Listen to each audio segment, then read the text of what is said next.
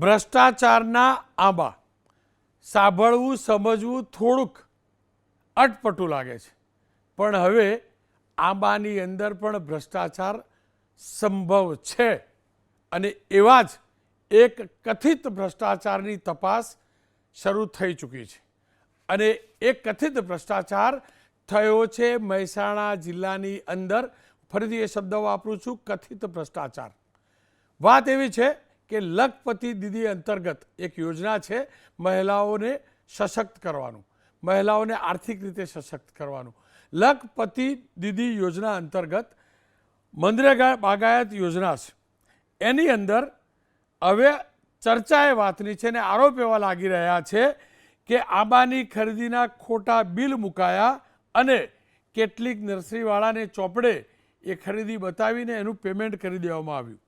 ખેરાલુ તાલુકાના ડભાડ, લુણવા, મંડાલી, સમોડા, સાકરી સહિતના 7 ગામ એવા છે જ્યાં ગામના 80 લાભાર્થી મહિલા ખેડૂતોને બાગાયતી આ યોજના અંતર્ગત 400 આંબાનું વિતરણ કરાયું હતું. આંબા 2 રીતે ખરીદાતા હોય છે. એક ખુદ જે લાભાર્થી હોય એ ખરીદી અને એનું વાવેતર કરે અને તેને પેમેન્ટ મળે, અને બીજું મનરેગા અંતર્ગત પેમેન્ટ મળે, અને બીજું વિભાગ ખરીદી કરી પ્રક્રિયા પૂરી કરીને ખરીદી કરી અને મહિલાઓને આંબા આપે, જેના કારણે એ જગ્યાએ આંબા વાવી શકાય, એ મહિલાઓ પગભર થાય. પણ આ આંબાની ખરીદી થઈ કે ન થઈ કે પછી કાગળ ઉપર થઈ તે હવે તપાસનો વિષય છે. કારણ કે આ કૌભાંડ અખબારોમાં આવ્યું, માધ્યમોમાં આવ્યું, ત્યારબાદ એબીપી અસ્મિતાએ યાદી મેળવી કે કયા કયા લાભાર્થી છે. તો એ લાભાર્થીની જગ્યાએ અમે જોવા ગયા કે ભાઈ આંબાવાડી તો જોઈ આવીએ, ઠંડો પવન પણ તો ખાઈ આવીએ. તો એ દ્રશ્યો જોજો.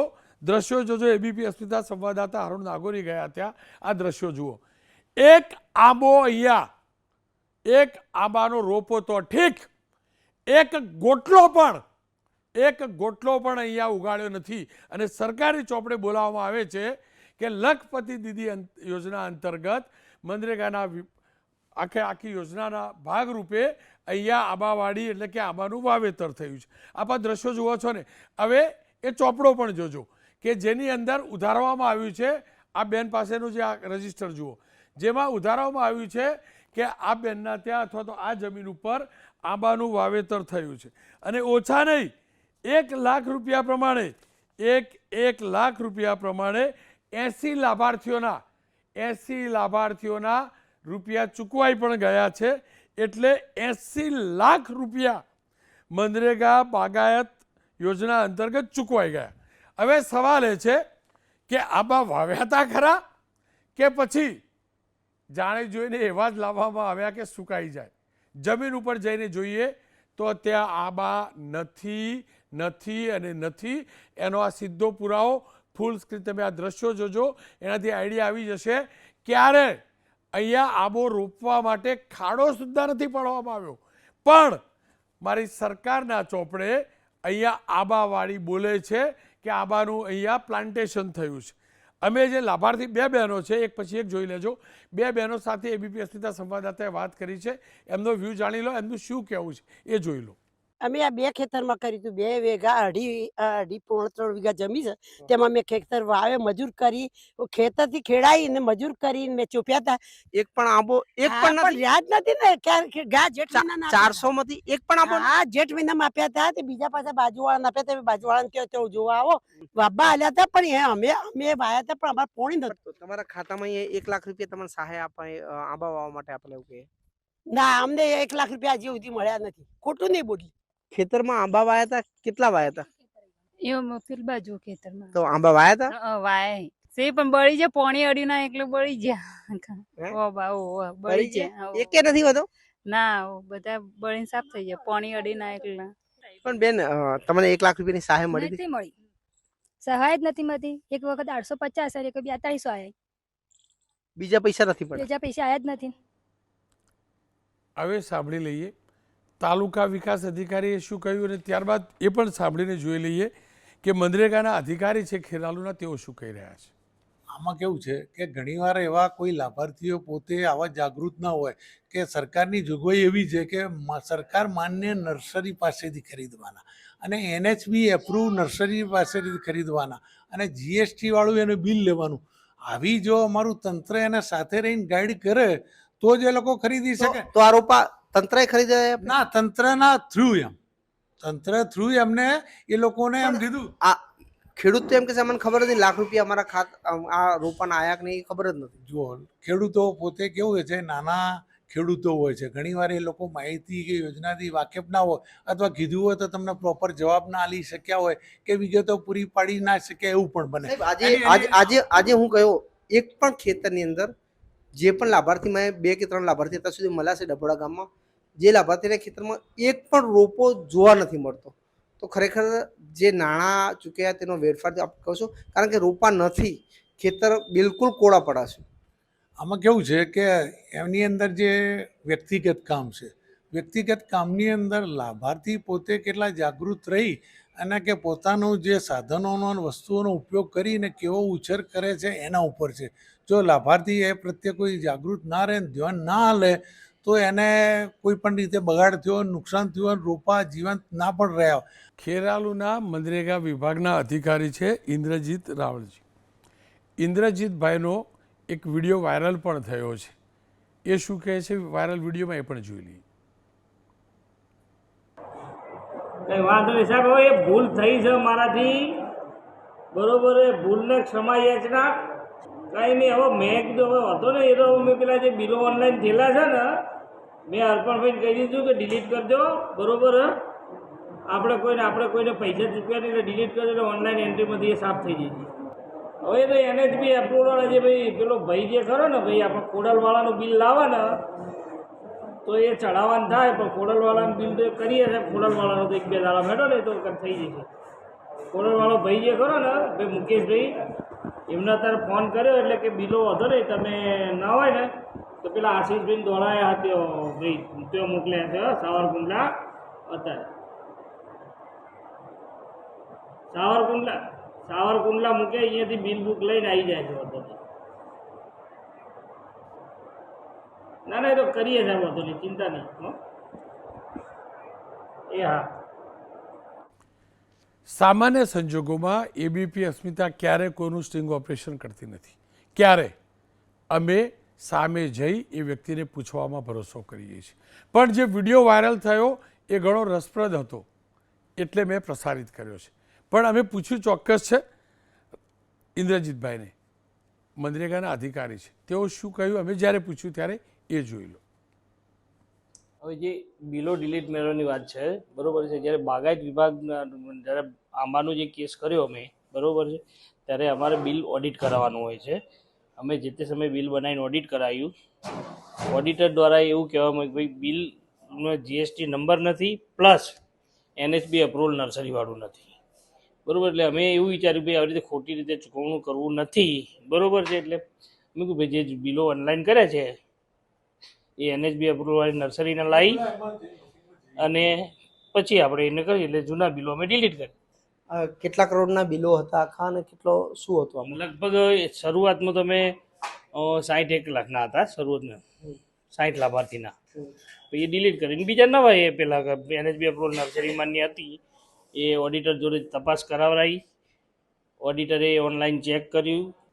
ધરમપુરના આંબા મારા મેહોણામાં આવ્યા એટલે આફૂસ કેરી મેહોણામાં આવી જશે હવે સપનામાં જોવાની. આ અધિકારી પહેલાં શું વાર્તા કરતા હતા, હવે શું કરતા હતા. પણ એક વાત પાક્કી થઈ ગઈ, દાળમાં કાળું નહીં, આખી દાળ કાળી છે. કાર્યક્રમ શરૂ કરેલો હું આશંકિત હતો, પણ આના ઉપરથી વાત પાક્કી છે, આખી માલ પ્રેક્ટિસ થઈ છે. આ જબરજસ્ત ગોટાળો છે અને છે, દમખમ સાથે કહું છું. જો કે આ મુદ્દે લોકપાલની તપાસ શરૂ થઈ છે. લોકપાલે તપાસ શરૂ કરી છે, એક અધિકારીની બદલી પણ થઈ ચૂકી છે. પણ તમારે આખું બિલ બદલવું પડે અને એમ કહો કે પેલા GST વાળા નંબર નહોતો ને એની જોડેથી લેવાયા હતા એટલે પેલાના.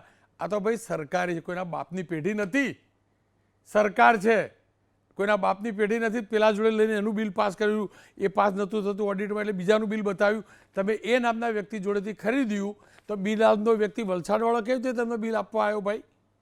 અને એટલે જ લાગ્યું કે આ કાળી દાળનું પોસ્ટમોર્ટમ કરવું જોઈએ. દર્શનભાઈ નાયક કોંગ્રેસના નેતા છે, સહદેવભાઈ ચુડાસમા પૂર્વ મહામંત્રી તલાટી મંડળના, અને દીપકભાઈ જોશી, ભારતીય જનતા પક્ષના નેતા. દીપકભાઈ, આપની પાસે આવું છે કારણ કે શાસક પક્ષ સાથે તમે જોડાયેલા છો, પક્ષની મંશા સારી પણ હશે અને અદ્ભુત યોજના છે, પ્રધાનમંત્રીની યોજના છે, મહિલાઓને પગભર કરવા માટેની યોજના છે, એમાં કોઈ બેમત નથી. આપની પાસે આવું છું, પણ દર્શનભાઈ જોડે જ જોયેલું. દર્શનભાઈ, હવે ભૂલથી પણ ઉનાળામાં કોઈ કરંડીઓ તમે વલસાડથી મોકલતા નહીં. વલાડી આપૂસ અમારા મેહોણાવાળાએ સપનામાં ઉગાડી લીધી. જોયું ને, તમારા દક્ષિણ ગુજરાતની નરસિંહવાળોએ મળેલો, અમારો અહીંના અધિકારીઓ મળેલા, કશું બાકી રહે છે? તમારે જોતી હોય ને હવે કલમો તો મોકલીશું અમે આવતા જન્મમાં. રોનકભાઈ, મહાત્મા રાષ્ટ્રીય ગ્રામીણ યોજના 2005માં મનમોહનસિંહની સરકારે સમગ્ર ભારત દેશમાં ગામડાનો વિકાસ થાય, ગામડાનું અર્થતંત્ર મજબૂત બને, અને જે પાયાની વાત છે કે ગ્રામ્ય કક્ષાના સિંચાઈની વ્યવસ્થા હોય, ખેતીની વ્યવસ્થા હોય, પાક સંરક્ષણની વ્યવસ્થા હોય, જળસ્થાળની વ્યવસ્થા હોય કે અન્ય 15 જેટલા ગ્રામ્ય કક્ષાએ હેતુ માટે કામગીરી થાય, એના માટે સરસ મજાની યોજના. અને જે ગરીબ લોકો છે, જેની પાસે જમીન વિહોણા ખેડૂતો છે, જે વિધવા બહેનો છે, અને જે લોકોની પાસે કોઈ નાણાં કમાવા માટે, ઘર ચલાવવા માટેની કોઈ વ્યવસ્થા ન હોય, એના માટે ચોક્કસ નિયમ બનાવીને મનરેગાની યોજનાની શરૂઆત કરી હતી. અને સમગ્ર ભારત દેશમાં સારી રીતે યોજના ચાલે એના માટે કરોડો રૂપિયાનું બજેટ પણ નક્કી કરવામાં આવ્યું હતું. ગુજરાતમાં પણ તમે જો આ વર્ષે 2025-26માં લગભગ 3,70,000 કરોડ રૂપિયાની આસપાસનું બજેટનું અંદાજિત મનરેગા હેઠળ કામ થશે એવું અંદાજવામાં આવ્યું છે. એટલે તમે કલ્પના કરો કે ગુજરાતના તમામ જિલ્લામાં આ યોજના હેઠળ કેટલા પ્રકારનું કામ ચાલતું હશે. પરંતુ સમગ્ર પાયામાં જે વાત છે કે એનું અમલીકરણ, જેનું અમલીકરણ કરવાનું કામ એ જે તે વિસ્તારની જિલ્લાની ગ્રામીણ વિકાસ એજન્સી DRDA મારફત થતું હોય છે. અને આ DRDA જ ભ્રષ્ટાચારનું મુખ્ય ઉદ્ગમ સ્થાન હોય એવું મારું સ્પષ્ટ માનવું છે.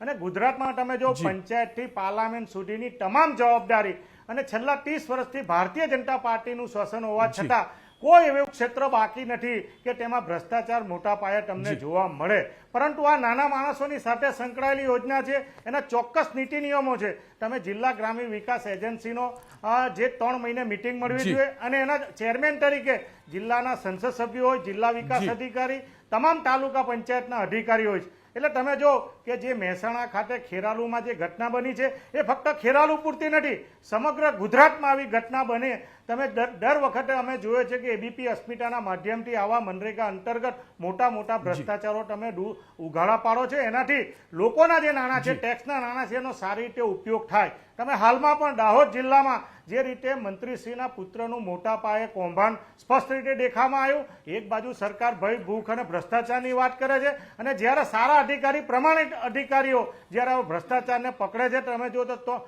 3 દિવસ પહેલા જ આ DRDAના જિલ્લા ગ્રામીણ વિકાસ એજન્સીના અધિકારીને બદલી કરી દેવામાં આવી. એટલે સરકાર કયા પ્રકારની વાત કરે છે દેખાતું નથી. અમોપ દ્વારા પણ અને સમગ્ર ગુજરાતમાં આવા ચોક્કસ લોકો જ્યારે તમે ગ્રામીણ વિકાસ એજન્સીના ભ્રષ્ટાચાર બાબતની ફરિયાદો વિજિલન્સ અધિકારીને કરતા હોય છે, લોકપાલને કરતા હોય છે, પરંતુ એની તપાસો પણ થતી નથી. તમને ચોક્કસ વાત કહ્યું, એના પણ મનરેગા અંતર્ગત ચોક્કસ નિયમો છે કે તમે પહેલા તલાટી, ગ્રામ્ય કક્ષાએ તલાટી એનું રજીસ્ટર મેન્ટેન કરતો હોય છે. 7 પ્રકારનું રજીસ્ટર હોય છે. એને પેમેન્ટ કરવા માટે પણ VS ની નિમણૂક કરવામાં આવતી હોય છે, રજીસ્ટરનું ઓડિટ કરવામાં આવતું હોય છે, અને ખાતામાં જતા હોય. પરંતુ દરેક જગ્યાએ આવા લાભાર્થીઓ બતાવી દેવામાં આવે છે. તમે ચોક્કસ જગ્યાએ તમે તપાસ કરજો. હું તો સરકારશ્રીને આપના માધ્યમથી વિનંતી કરું છું કે કરોડો રૂપિયા જ્યારે કેન્દ્ર સરકાર અને રાજ્ય સરકાર ફાળવતી હોય તો દરેક જિલ્લાની આ જિલ્લા વિકાસ ગ્રામ એજન્સીની મારફત, CBI મારફત તપાસ થવી જોઈએ કે ભૂતકાળમાં પણ આવા કેટલા પ્રકારના કરોડો રૂપિયાના કૌભાંડ થયા. સુરત જિલ્લામાં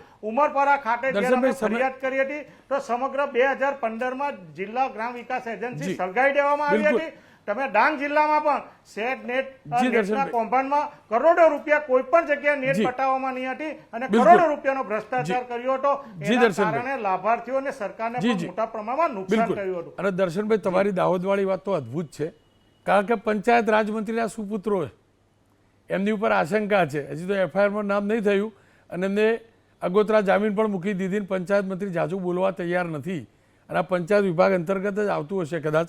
દીપકભાઈ મારી સાથે જોડાયા છે. દીપકભાઈ, આપણામાં પેલું કહેવાય કે બાવળીઓ વાવો ને તો કેરી ક્યાંથી કાંટા જ વાગે ને.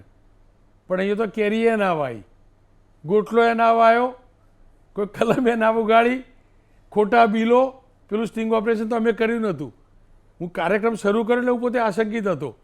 પણ અદ્ભુત આ યોજના છે. આ મારે લખપતિ દીદી બનાવવાની પ્રધાનમંત્રી સારામાં સારી યોજના છે. આ દીદી નથી બનવાની લખપતિ, પણ આ સરકારી બાબુઓ કરોડોપતિ બની ગયા સાહેબ, અને આપણી તિજોરી ખાલી થઈ ગઈ. રોનકભાઈ, જે કંઈ બાબતો આપણે જોઈ એની તપાસ અત્યારે ચાલી રહી છે. જવાબદારો ક્યાં ખોટું કર્યું છે એ બધી વસ્તુઓ તમામ સામે આવશે.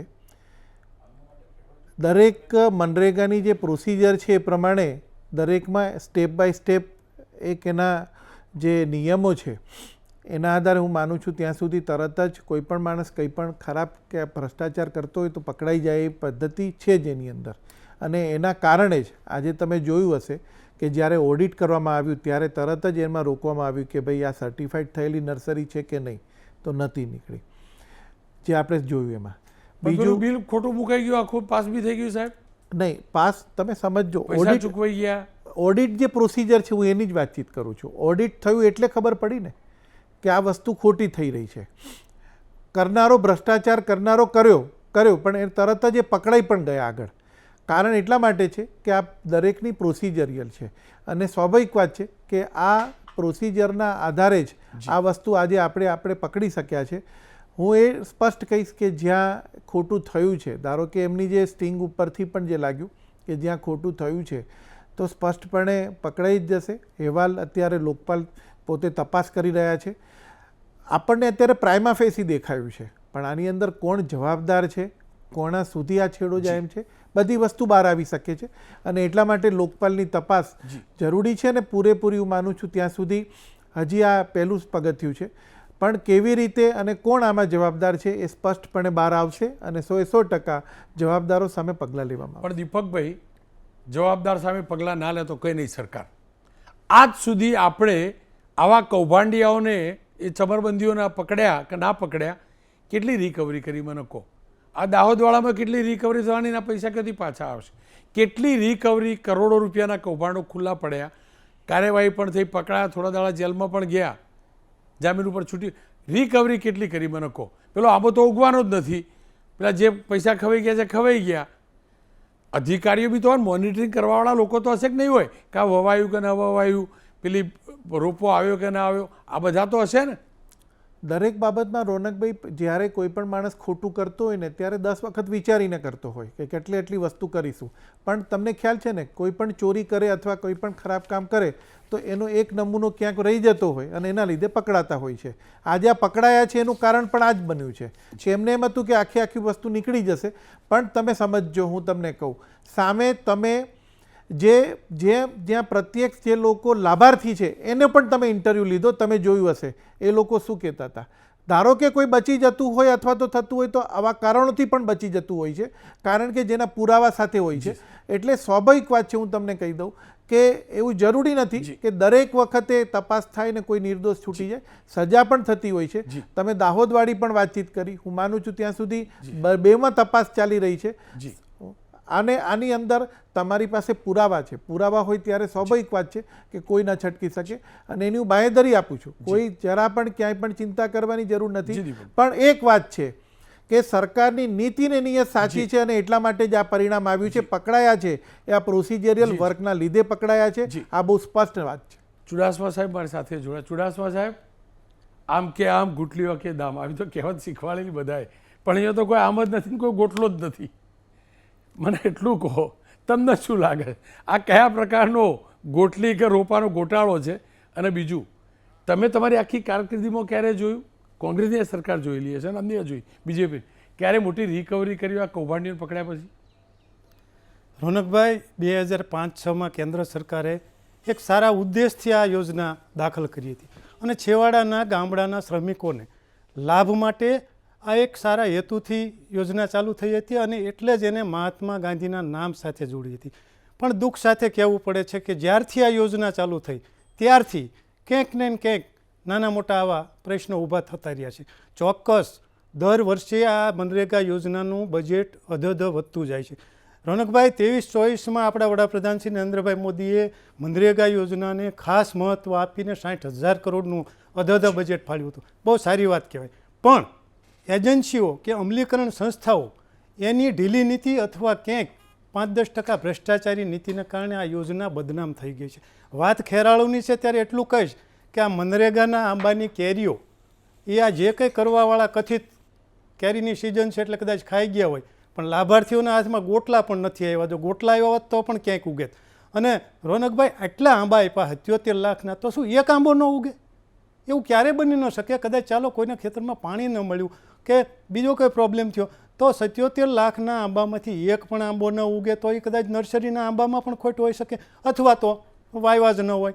એટલે રોનકભાઈ, અગાઉ આપણે ઘણી આની ડિબેટો કરી હતી કે જાફરાબાદ, દાહોદ, ધોલેરા, તળાજા એવી ઘણી જગ્યાએ આવા કૌભાંડો થયા હતા. થોડા ટાઈમ પહેલાં સરકારે એસીબીને આની તપાસો સોંપવાનો પણ નિર્ણય કરેલો છે. જો રોનકભાઈ, સરકારની નીતિઓ સારી હોય છે, સરકારની યોજનાઓ સારી હોય છે 100%. અમલીકરણ કરતી સંસ્થાઓમાં આવા વચેટિયાઓ દલાલો હોય છે ને એ આ બધું કરી જાય છે. તમે જો હું એક નાનો દાખલો આપું કે એક મહિલા ટીડીઓ અમદાવાદ જિલ્લાના મનરેગામાં કૌભાંડ કર્યું, તપાસ ઊભી થઈ, 3 વર્ષ ફાઇલો ચાલી. પ્રશ્ન એવો થયો કે એને પ્રમોશન આવવાનું નક્કી થયું, એટલે ગમે તે રીતે ફાઇલ બંધ થઈ ગઈ, એને પ્રમોશન આવ્યું. જો પાપ કેવું છાપરે ચડીને પોકારે એનો દાખલો આપું. પ્રમોશન આવ્યું ડેપ્યુટી કલેક્ટર તરીકે, અને ડેપ્યુટી કલેક્ટરના 3 મહિનામાં એ હમણાં જ 1 લાખની લાંચ લેતા ઝડપાઈ. એટલે રોનકભાઈ, પાપ છે ને છાપરે ચડીને જ પોકારે છે. પણ આ તપાસ એજન્સીઓ દાહોદમાં ઘણા સમયથી ચાલે છે. અગાઉ આપણે જોયું હતું 3 વર્ષ પહેલાં પણ કૌભાંડ થયું હતું. એટલે આ ગરીબ જનતાના હાથમાંથી આ કોળીઓ ઝૂંટવી જનારા કૌભાંડીઓને કડક સજા થવી જ જોઈએ.